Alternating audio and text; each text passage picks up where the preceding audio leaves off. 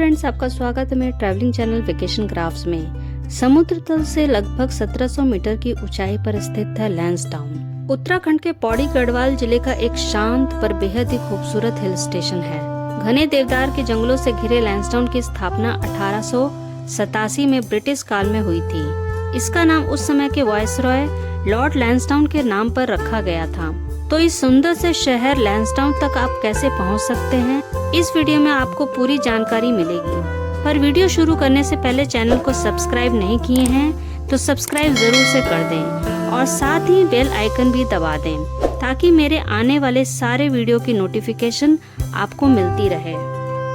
लैंसडाउन दिल्ली से नजदीक का हिल स्टेशन है और मोस्टली लोग प्राइवेट टैक्सी या पर्सनल व्हीकल से बाई रोड ही दिल्ली से यहाँ आते हैं। इसलिए इस वीडियो में आपको रोड ट्रिप की डिटेल इन्फॉर्मेशन मिलेगी। पर उससे पहले ब्रीफली मैं उन व्यूअर्स के लिए भी इन्फॉर्मेशन देना चाहूंगी जो दूसरे ट्रांसपोर्ट सर्विसेज के बारे में जानना चाहते हैं और जो दिल्ली के अलावा दूसरे इलाके से लैंसडाउन आना चाहेंगे। अगर आप बाई एयर लैंसडाउन तक पहुंचना चाहते हैं तो सबसे नजदीक का एयरपोर्ट देहरादून में जॉली ग्रैंड एयरपोर्ट है, जो लैंसडाउन से करीब 150 किलोमीटर की दूरी पे है। वहाँ से प्राइवेट टैक्सी से आप करीब 3.5 घंटे में लैंसडाउन पहुँच जाएंगे। नियरेस्ट रेलवे स्टेशन कोटद्वार है जो 40 किलोमीटर दूर है और वहाँ से भी बस सर्विसेज और प्राइवेट टैक्सी मिल जाएगी। बस सर्विसेज की बात करें तो कोटद्वार तक बहुत जगह से जैसे उत्तराखंड, उत्तर प्रदेश व हरियाणा के बहुत से शहरों से बस सर्विसेज अवेलेबल है। फिर कोटद्वार से लैंसडाउन तक आप लोकल बस या टैक्सी ले सकते हैं। दिल्ली से डायरेक्ट लैंसडाउन के लिए बस सर्विसेज अवेलेबल है। AC Volvo, AC deluxe, non AC, sleeper buses, semi sleeper buses, सभी तरह की बस सर्विसेज मौजूद हैं। कहीं से भी अगर आप आ रहे हैं तो टाइमिंग सेलेक्ट करते समय ये ध्यान जरूर रखें कि लैंसडाउन में मॉर्निंग या दोपहर से पहले आप पहुँचे ताकि उस दिन भी शाम तक आप लैंसडाउन के कुछ टूरिस्ट साइट विजिट कर सकें। वैसे मैं आपको बता दूं, अगर आप भारत के किसी भी कोने से लैंसडाउन तक आना चाहते हैं तो सबसे अच्छा रहेगा कि बाय फ्लाइट या बाय ट्रेन आप दिल्ली तक आ जाएं। दिल्ली तक की डायरेक्ट फ्लाइट और ट्रेन ज्यादातर प्लेसेस से अवेलेबल है। दिल्ली से प्राइवेट टैक्सी से बाय रोड लैंसडाउन तक की यात्रा करें। हो सकता है मेरा ये सजेशन आपको थोड़ा एक्सपेंसिव लगे, पर ये तरीका टाइम सेविंग और सुविधाजनक रहेगा।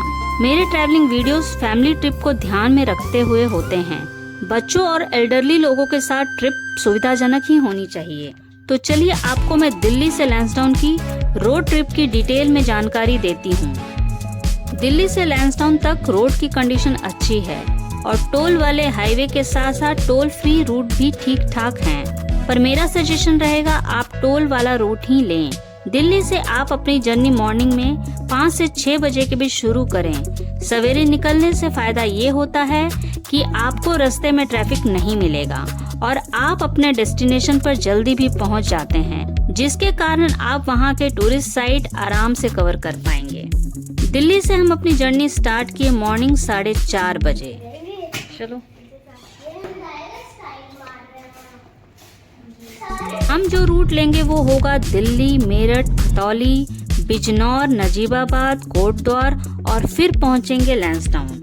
दिल्ली से जर्नी स्टार्ट करने के बाद आप आएंगे NH9 पे और एंटर करेंगे यूपी में। जब तक आप दिल्ली में NH9 पे रहते हैं आपकी speed limit 70 kilometre per hour होती है, पर यूपी में एंटर करते ही आपकी speed limit 100 kilometre per hour हो जाती है, तो आप स्पीड बढ़ा सकते हैं। इसी रोड पर आगे बढ़ते हुए हम दाएं ओर हापुड़ की ओर न जाकर बाएं ओर मेरठ की ओर बढ़ेंगे। इसी रोड को दिल्ली मेरठ एक्सप्रेसवे भी कहते हैं और इसी रोड पे थोड़ी देर में ही हमें मिल गया पहला टोल प्लाजा। इस टोल के बाद एक गोल चक्कर पे हम मुड़ते हैं राइट साइड और आ जाते हैं NH58 पर। इसे ईस्टर्न पेरिफेरल या मेरठ बाईपास भी कहते हैं। हम ट्रैफिक से दूर मेरठ सिटी के साइड से निकलेंगे। मेरठ क्रॉस करने के बाद NH58 पे मिलेगा दूसरा टोल प्लाजा, जिसे वेस्टर्न यूपी टोल प्लाजा कहते हैं।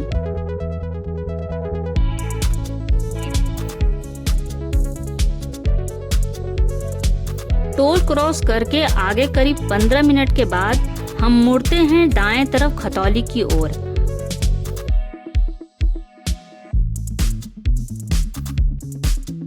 अब हम हाईवे पर नहीं हैं, हम हैं खतौली में। रोड बहुत अच्छा नहीं है पर ठीक ठाक है।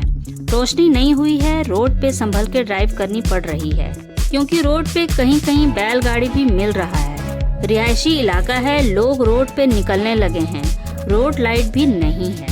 अभी सुबह के 6 बजे हैं, हम खतौली से गुजर रहे हैं। आसमान में सुबह की लालिमा दिखने लगी है।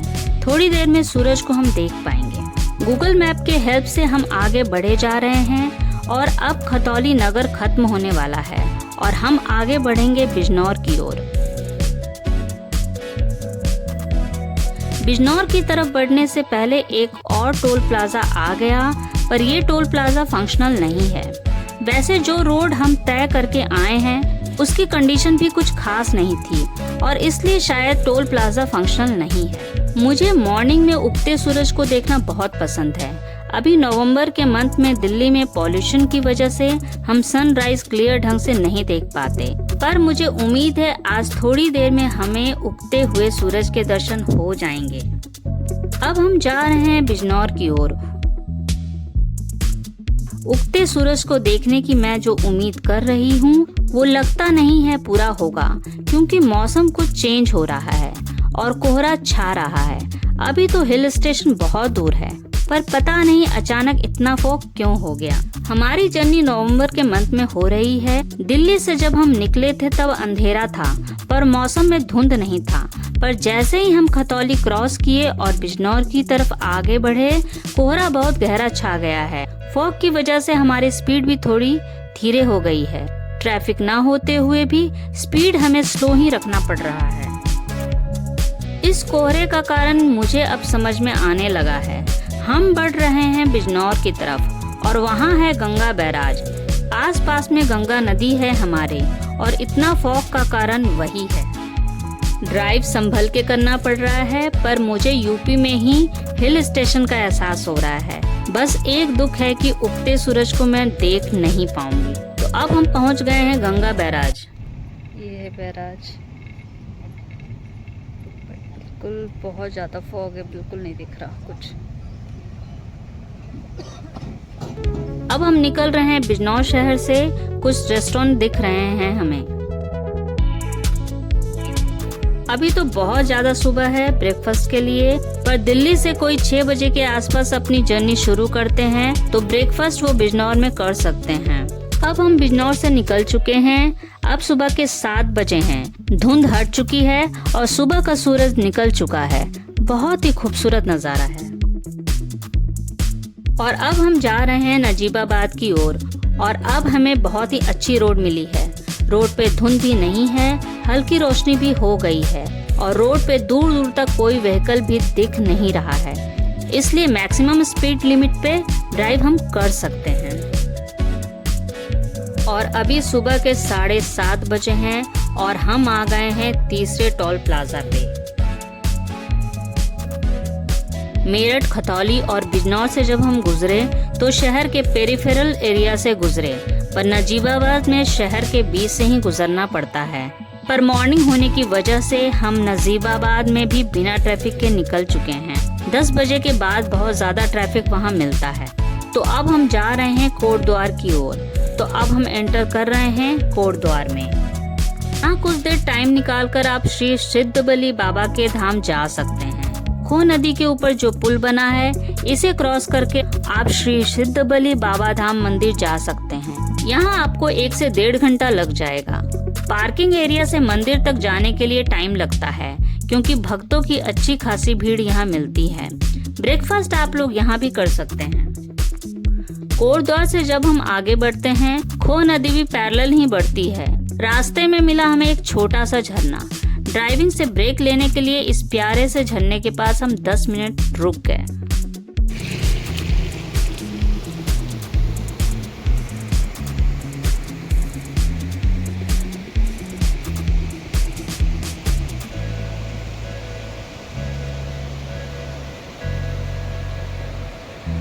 अभी सुबह के 10 बजे हैं और लैंसडाउन अभी भी 24 किलोमीटर दूर है।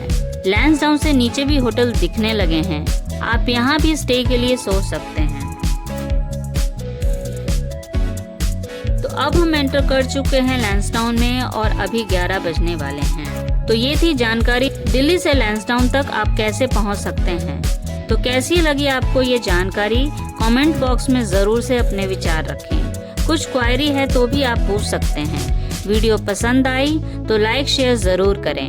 लैंसडाउन हम बहुत जल्दी ही पहुंच गए। आज का पूरा दिन है हमारे पास लैंसडाउन एक्सप्लोर करने का।